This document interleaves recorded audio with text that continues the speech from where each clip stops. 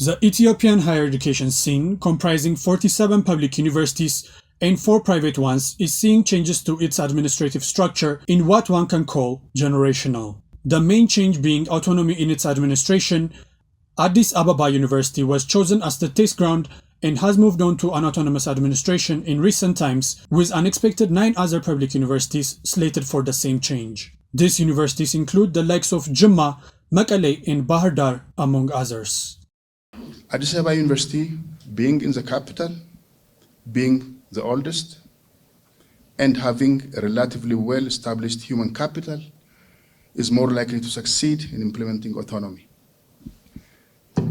In fact, we all understand that majority of our universities are cloned from Addis Ababa University for good or bad reasons. The Education State Minister went on to add about the seemingly lack of academic research and administrative difference under the current higher education system. I'm sure most of you have heard people commenting that Ethiopia has 47 universities only legally and officially, but practically the country has 1 university under 47 names. This is because higher education of the country lacks diversity in orientation, mission, and focus. Society benefits from universities that have shared purpose of building a better society, however, with diverse yet complementary roles and missions.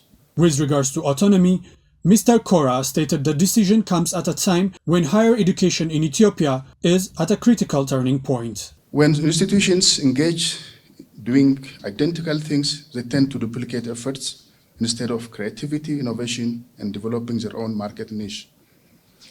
Autonomy opens up new avenue to institutions to realize their potentials. It ensures that universities can govern themselves, make decisions about their curriculum, research agenda, and administrative structures without undue pressure or influence from elsewhere. When universities are free to set their own academic priorities, they can respond more effectively to the needs of their students and society.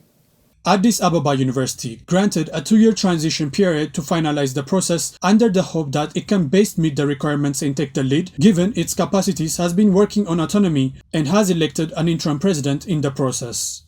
During a conference aimed for experience sharing, the newly elected interim president shared his thoughts in the process and gave a stark warning to the other 9 university leaders to expel any misconception that comes with autonomy before moving ahead with the process. Addis Ababa University being autonomous, and in the second court, the nine universities being autonomous will remain to be public universities. Will continue to receive public funding as far as I understand. Will continue to serve the interests of the broader public and larger interests of all nations in the country.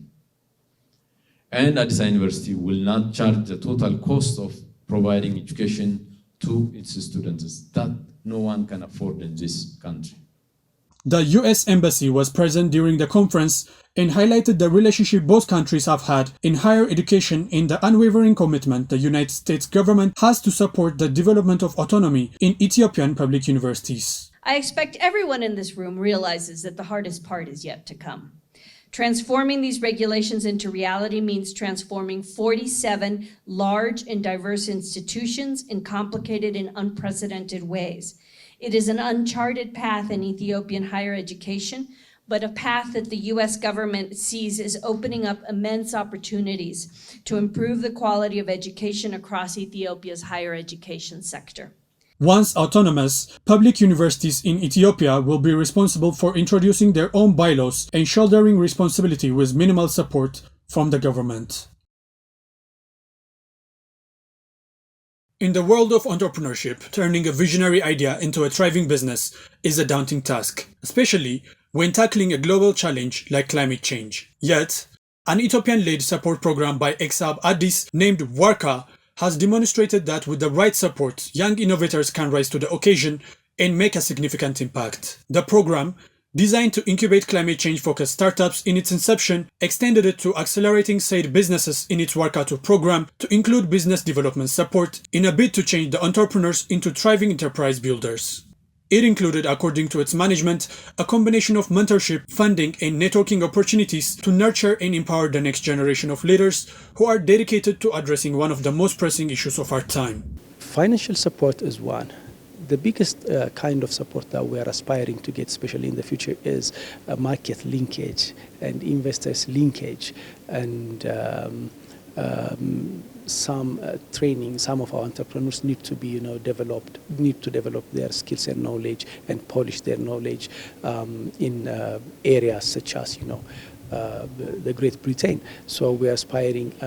We're also discussing, to send some entrepreneurs in some countries, and then for them to go and polish their expertise. In fact, we had this global entrepreneurs exchange program between Ethiopia, Norway, Kenya, and Colombia.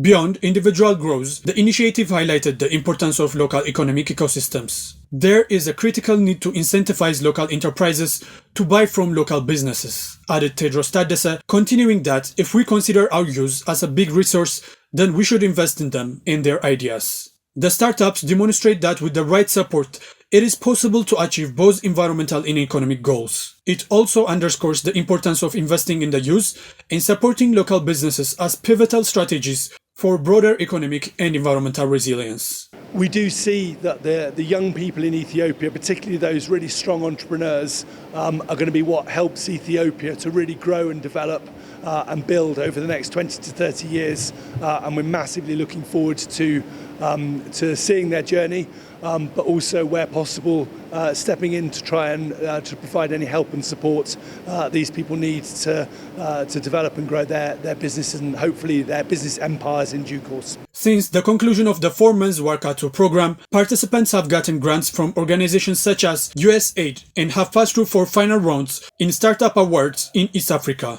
With XHub CEO Tedros adding, with Workout 3, we expect to enlarge the participation pool of the entrepreneurs for broader economic impact.